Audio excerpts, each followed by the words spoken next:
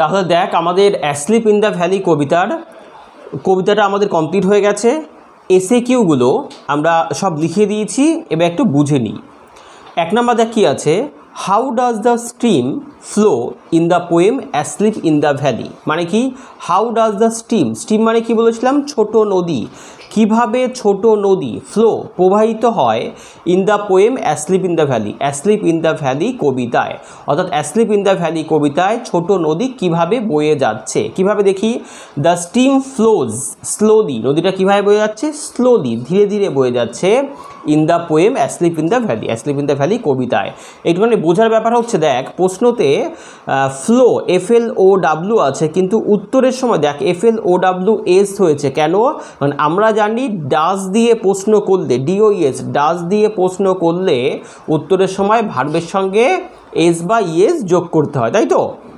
আচ্ছা, second question, where does the stream flow, ওই ছোট নদীটা কোথায় প্রবাহিত হচ্ছে, হোয়ার কোথায় বা কোথা দিয়ে প্রবাহিত হচ্ছে, কোথা দিয়ে দেখি, দেখ অ্যান্সারটা দেখ, দ্য স্ট্রিম ফ্লোজ, দেখ এখানেও একই রকমভাবে ফ্লোটা ফ্লোজ হয়েছে, দ্য স্ট্রিম ফ্লোজ ছোট নদীটা প্রবাহিত হচ্ছে through a small green valley, একটা ছোট সবুজ উপত্যকার মধ্য দিয়ে। 3 number question, how does the stream look like in the poem asleep in the valley. দেখ অ্যাসলিপ ইন দ্য ভ্যালি কবিতায় how does the stream look like, ওই স্ট্রিমটাকে ছোট নদীটাকে কেমন দেখাচ্ছিল। দেখ এই কোয়েশ্চেনটা HS 2016 সালে এসেও ছিল, অর্থাৎ বেশ ইম্পর্ট্যান্ট একটা question. Answer, the stream looks like, ছোট নদীটাকে দেখাচ্ছে a long stand of silver, কেমন, রূপলি রঙের যেন জলধারা বয়ে চলেছে in the poem asleep in the valley কবিতার ওই ছোট নদীটা রূপলি জলধারাকে বয়ে নিয়ে যাচ্ছে। 4 number, where does the stream leave long stands of silver. Where মানে কোথা দিয়ে ওই ছোট নদীটা তার রূপলি জলধারাকে বয়ে নিয়ে যাচ্ছে, কোথা দিয়ে। দেখ কোয়েশ্চেনটা HS 2017, 2019, 2022 সালে এসেছিল, অর্থাৎ বেশ ইম্পর্ট্যান্ট একটা কোয়েশ্চেন।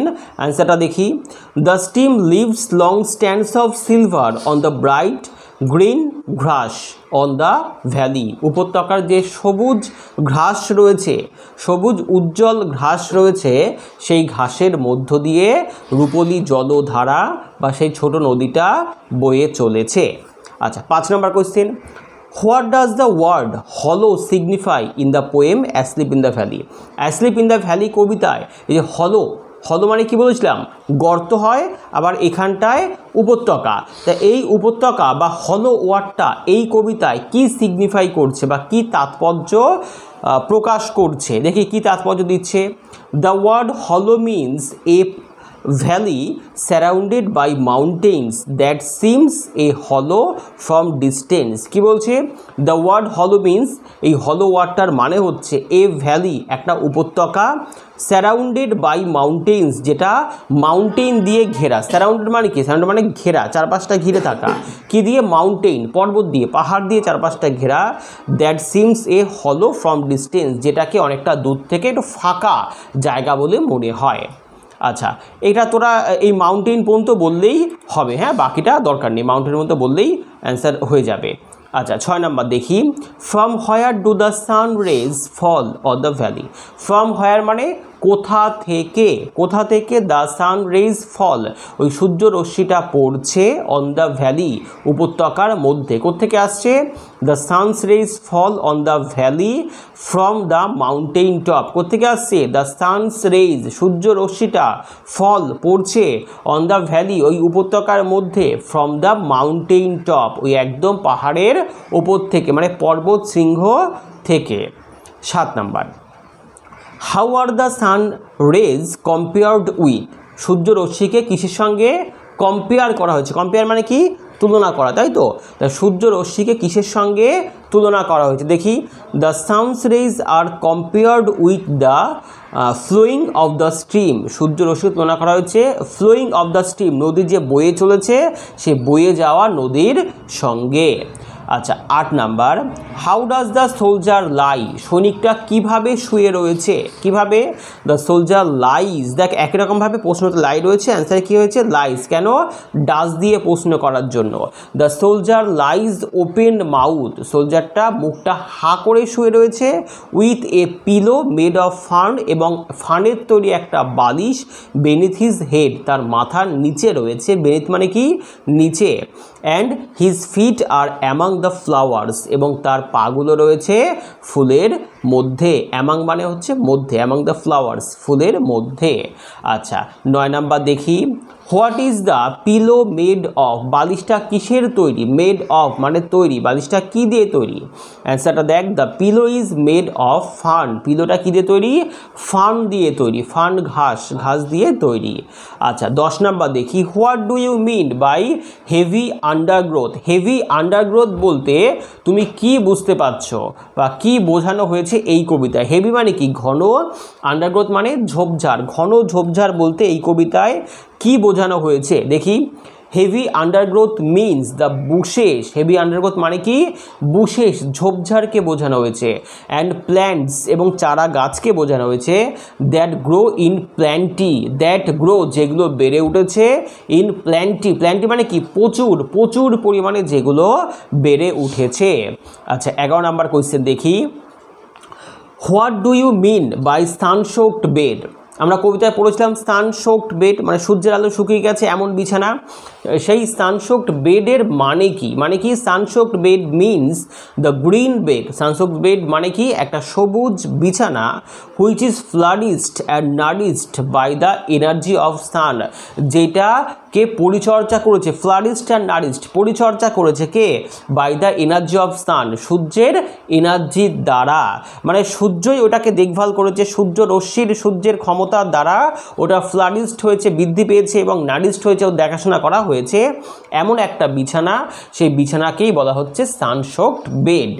আচ্ছা 12 number, why is the soldier পেল, সোলজারটাকে বিবর্ণ দেখাচ্ছিল বা একটু ফ্যাকাশে দেখাচ্ছিল কেন, বেশ ইম্পর্টেন্ট কোয়েশ্চেন, কোয়েশ্চেনটা এইচএস 2018 সালে এবং 2022 সালেও এসেছিল।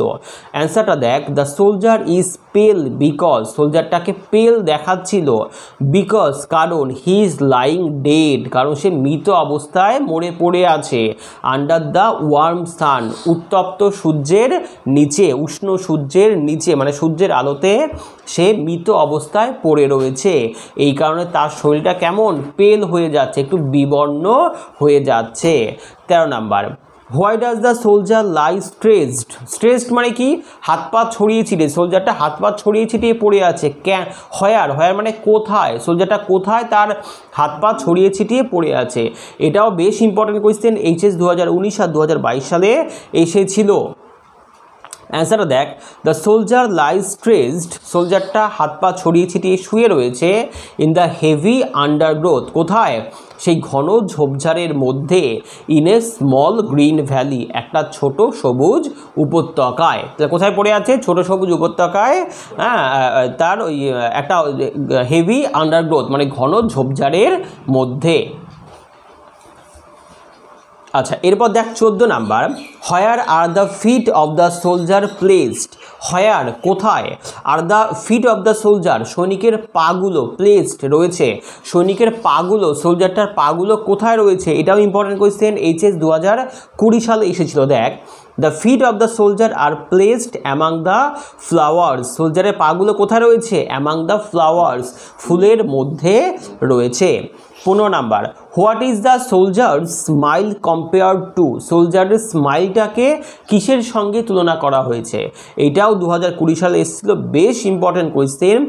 The soldier smile is compare to, সোলজারের হাসিটাকে তুলনা করা হয়েছে to the smile of an infant, একটা নিষ্পাপ, ইনফ্যান্ট মানে কি শিশু, একটা শিশুর সঙ্গে, জেন্টেল নম্র, উইদাউট গাইল যার মধ্যে কোনো রকম ছলনা ছিল না, মানে ছলনাহীন নম্র ভদ্র একটা নিষ্পাপ শিশুর সঙ্গে সোলজারের হাসিটার তুলনা করা হয়েছে। 16 number, what is described as gentle without guile, এটাও 2017 সালে এসেছিল এইচএসে।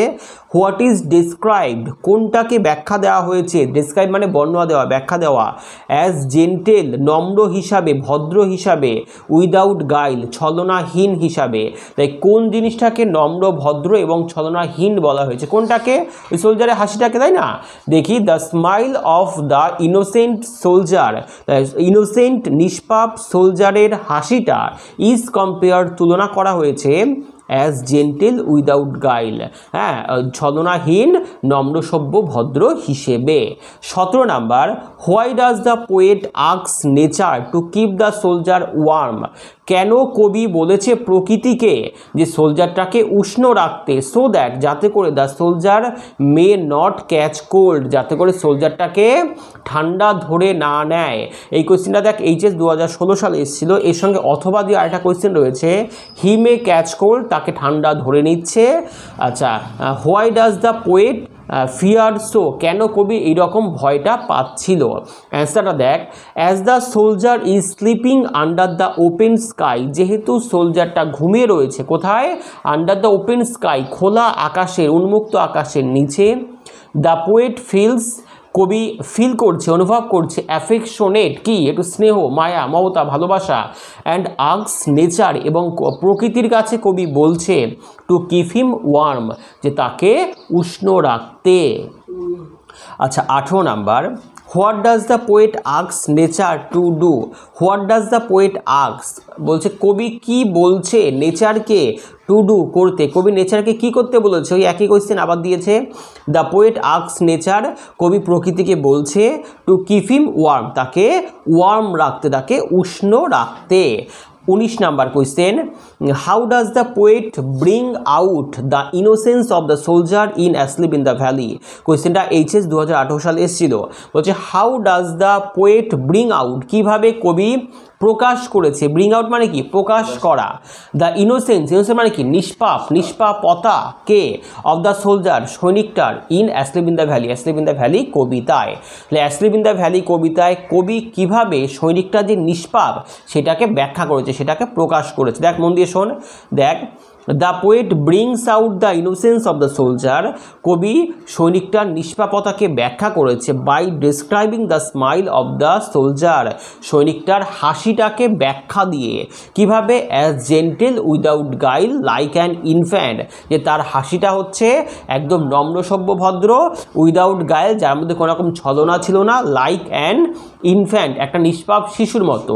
ছোট বাচ্চা শিশুর যেমন হাসির মধ্যে কোনো রকম ছলনা থাকে না, তেমনভাবে এই সোলজারটারও হাসির মধ্যে যেন কোনো রকম ছলনা নেই, নম্র, ভদ্র, হ্যাঁ, এইভাবে লেখক সোলজারটাকে ইনোসেন্স বলে ব্যাখ্যা করেছে।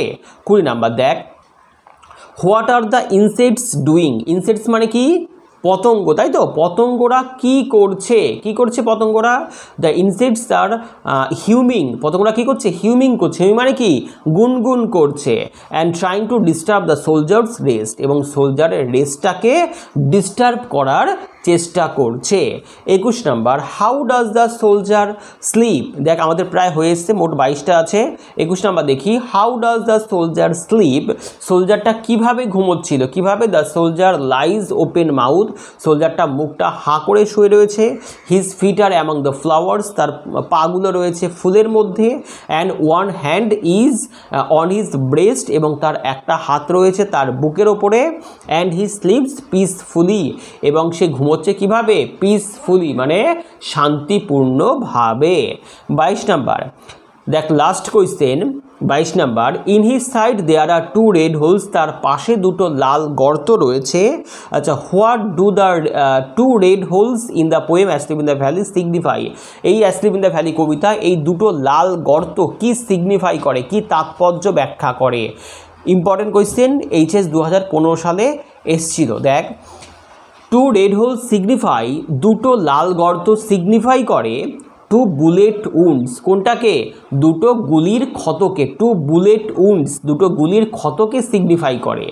Leave a red blood spot, এবং যার জন্য কি হয়েছে? লাল রক্ত বেরিয়েছে এবং সেখানে স্পট হয়ে গেছে, দাগ হয়ে গেছে, লাল রক্তের ছাপ হয়ে গেছে, বা দুটো লাল গর্তের সৃষ্টি হয়েছে। কিসের গর্তটা? সেটা অ্যাকচুয়ালি ওরা বুলেটের, গুলি লেগেছে সেই গর্ত। তাহলে আমাদের এই গল্পের, এই কবিতার মোটামুটি এসিকিউ সব কমপ্লিট হয়ে গেল। এবার আমরা এলএকিউ করব, অর্থাৎ বট কোয়েশ্চেনগুলো করব।